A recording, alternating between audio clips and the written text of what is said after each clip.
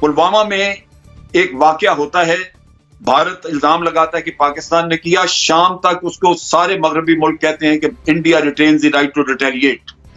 वो पहली दफा 45 साल में आपकी सरहद क्रॉस होती है। तैयारियां किस लिए? ठीक है, मोदी से कह दो भाई जो आपको करना है करें आप। जब हमने 1965 में वहां पे जाके हमने अपने उतारे लोग कमांडोज वगैरह उतारे, तो उस वक्त कश्मीरियों ने उनको पकड़ पकड़ के हवाले किया इंडिया। हम में तो इतनी जरूरत नहीं हुई इमरान खान साहब की फॉरेन पॉलिसी को कि अगले दिन 2 इंडियन डिप्लोमेट वापस एक्सपेल कर देते। उन्होंने हमारे 2 निकाले हैं, हमने क्यों नहीं निकाले। हेलो दोस्तों, वेलकम टू एमजोसी न्यूज़। पाकिस्तान टीवी पर चल रही चर्चा का एक दृश्य देखें। विश्व के सभी बड़े देश अमेरिका, जापान, ऑस्ट्रेलिया, ब्रिटेन, रूस एवं अधिकतर एशियन कंट्रियों का समर्थन देखकर अब पाकिस्तान में लोगों ने बोलना शुरू कर दिया है कि पाकिस्तान के प्रधानमंत्री इमरान खान के बस में नहीं कि वो भारत के साथ जंग लड़ सकें। चीन भी पाकिस्तान का साथ नहीं देगा। उधर जब भारत ने पाकिस्तान की सीमा में घुसकर बालाकोट में अटैक किया था, उस समय विश्व के सभी देशों ने भारत का समर्थन देते हुए कहा कि India has right to retaliate. तत्पर भारत को पाकिस्तान की सीमा में घुसकर उसके आतंकी ठिकानों को नष्ट करने का अधिकार है। यहाँ तक कि चीन ने भी इसका विरोध नहीं किया था। इसलिए लोगों में यह भी भावना पनप रही है कि चीन के भरोसे भारत के साथ जंग लड़ने उचित नहीं है। इसलिए भारत के साथ जो भी मुद्दे हैं उसे सुलह सुनवाई से ही निपटाना चाहिए। देखिए वीडियो का अगला भाग। कोशिश की हिंदुस्तान से, आप सबको पता है, क्योंकि मैंने बात भी की नरेंद्र मोदी से कि कश्मीर का हमारा इशू है तो ये हम बातचीत से हल कर लें, और ट्रेड में अगर हमारा कश्मीर का इशू हल हो जाए तो बहुत बड़ी एडवांटेजेस हैं, दोनों मुल्कों को बड़ी एडवांटेजेस हैं कि कश्मीर का जो मसला है उसका हल जो है वो बातचीत से ही मुमकिन है। जनरल साहब, लद्दाख के मामले पर जो चीन का रिएक्शन सामने आया उसको देखने के बाद भी आप कहेंगे कि कश्मीर के मसले का हल बातचीत से ही मुमकिन है? जी बिल्कुल, ये हमें समझना चाहिए। अगर जंग हुई कभी इंडिया के साथ तो होगी कश्मीर के मसले पे, लेकिन हमने पहले 2 जंगें लड़ी तो कश्मीर का मसला हल नहीं हुआ। और अब सूरत हाल ये है कि तारीख ये बताती है कि जब से न्यूक्लियर वेपन्स इजाद हुए, इन 72 सालों में कभी किसी न्यूक्लियर पास का 2 का डायरेक्ट टकराव नहीं हुआ।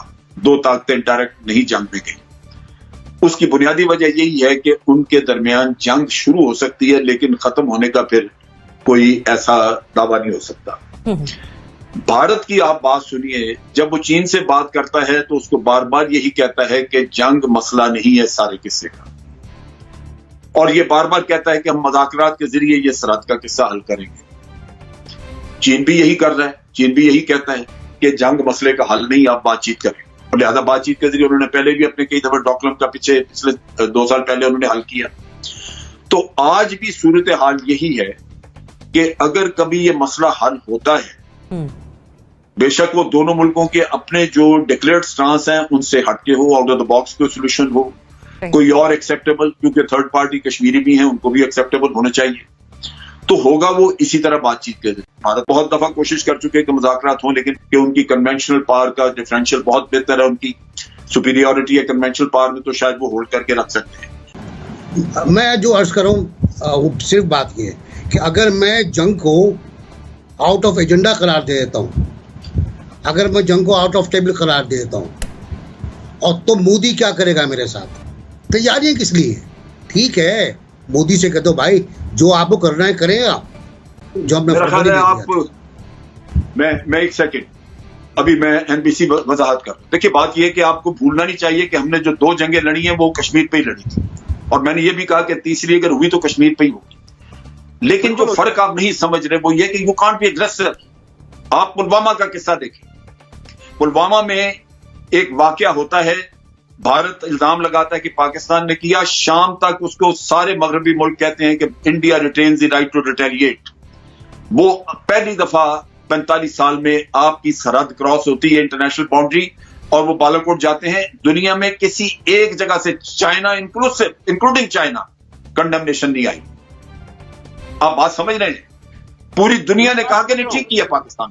मैं आपकी बात आप ये ज़हन में रखिए भी कर रहा हूं मैं कि आपको दोनों चीजें आपको आ गया। एनबीसी जनरल साहब, बाकी 3 मेंबर्स का ले लेते हैं। मिलिट्री पावर भी यूज करनी है, आपने मिलिट्री पावर भी यूज करनी है क्या है और आपको इंटरनेशनल सपोर्ट भी चाहिए। हैंड्स ऑफ अगर आप इंटरनेशनल सपोर्ट खो देंगे क्योंकि आपने जंग छेड़ी है तो फिर आपके लिए कोई जगह नहीं। और जो आप बता रहे हैं ठीक है पॉइंट आगे चले साहब, मुजम्मिल साहब 10 महीने होने को है।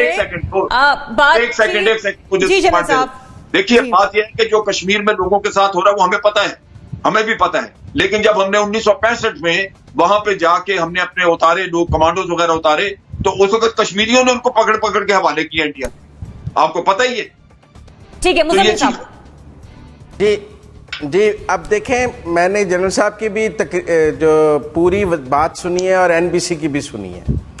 इस गवर्नमेंट की इंडिया के हवाले से एक पॉलिसी और पोस्चर में फर्क है। आप समझें, इस गवर्नमेंट का पोस्चर कुछ और है और पॉलिसी कुछ और है इंडिया के हवाले से। इसकी वजाहत हालिया वाक़े से दे देते हैं। इंडिया ने हमारे 2 डिप्लोमेट्स को एक्सपेल किया है कि जी ये स्पाई हैं, इनको यहां से निकाल दिया जाए। जवाब में अब डिप्लोमेटिक नॉर्म्स हैं, दुनिया के सफारती अदाब हैं कि उन्होंने हमारे 2 डिप्लोमेट्स को एक्सपेल किया है। जवाब में हमें उनके अगले दिन 2 डिप्लोमेट्स को एक्सपेल करना चाहिए था। यह है बराबरी के तलकात सफारती सतह पे। मैं जंग की बात नहीं कर रहा जनरल साहब के साथ, मैं नहीं कह रहा कि जंग कर लें यार, कम से कम सफारती डिप्लोमेटिक सतह पे तो बराबरी रखें ना। हम में तो इतनी जरूरत नहीं हुई इमरान खान साहब की फॉरेन पॉलिसी को कि अगले दिन 2 इंडियन डिप्लोमेट वापस एक्सपेल कर देते। उन्होंने हमारे 2 निकाले हैं, हमने क्यों नहीं निकाले? उनके 2 डिप्लोमेट्स ने इस्लामाबाद में एक मासूम शहरी को गाड़ी से हिट किया है, हमने उनको गिरफ्तार किया है। उन्होंने दिल्ली में पाकिस्तान एम्बेसी का मुआसरा कर लिया है, 2 घंटे में अपने डिप्लोमेट्स इस्लामाबाद में छुड़ा लिए हैं। हमारा कानून कहाँ था? हमने कोई उसके ऊपर उन 2 को भी एक्सपेल नहीं किया है। उसके बाद इंडिया ने ही कहा कि पाकिस्तान अपना 50% सफारतकार वापस ले जाए, तो हमें होश आई कि यार अच्छा, हम भी अब इंडिया को ये कह देते हैं कि अपने सफारतकार वापस ले जाएं। और वो जो मोदी का यार लंदन में बैठा है, वो यूएन में जाके इंडिया को सिक्योरिटी काउंसिल का वोट दे आया। ओ भाई, जंग ना करें, बात तो बराबरी की सतह पे कर लें। आज सफारती आदाब का तो ख्याल रखें, इंडिया के साथ इक्वल लेवल पे टॉक्स तो कर लें, मिन्नत और भीख तो ना मांगे मुज़ाकरात की। कश्मीरी लेट डाउन होते हैं, हाफिज सईद को सजा सुना दी है और कह रहे हैं कश्मीर का मुकदमा लड़ेंगे।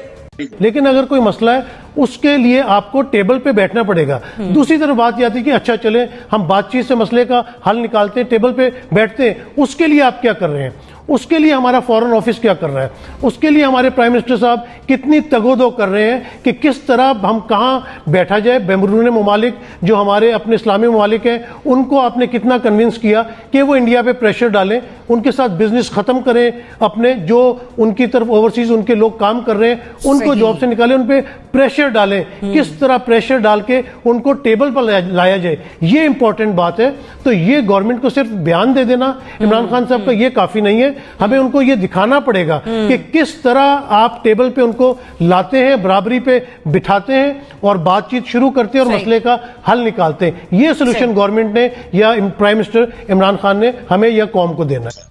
असल चीज है यही, आपकी कश्मीर पॉलिसी कमजोर है। आपने कश्मीर के मामले में वो डिप्लोमेटिक एफर्ट नहीं की, आपने वो मेहनत नहीं की जो करनी चाहिए थी। और मैं इस हुकूमत की बात कर रहा हूं। आपने कहा था जी हम फॉरेन ऑफिस में कश्मीर डेस्क खोल रहे हैं, हम हर जाके तो एम्बेसी में भी कश्मीर डेस्क खोलेंगे, किधर गए? वो नहीं खोले।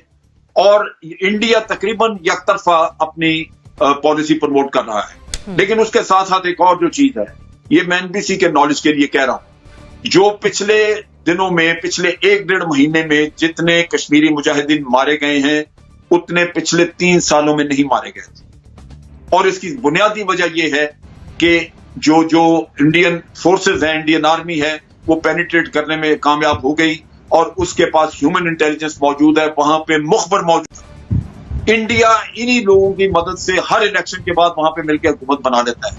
वहां पे उसको कोई ना कोई पार्टी मिल जाती है जिससे मिलकर वो हुकूमत बनाती है और यही लोग वोट देते हैं। तो दोस्तों, आपने देखा कैसे ये लोग भारत की ताकत को देखकर डरे हुए हैं। ऐसी और वीडियो को देखने के लिए मेरे चैनल को सब्सक्राइब करें और बेल आइकन को भी दबा दें।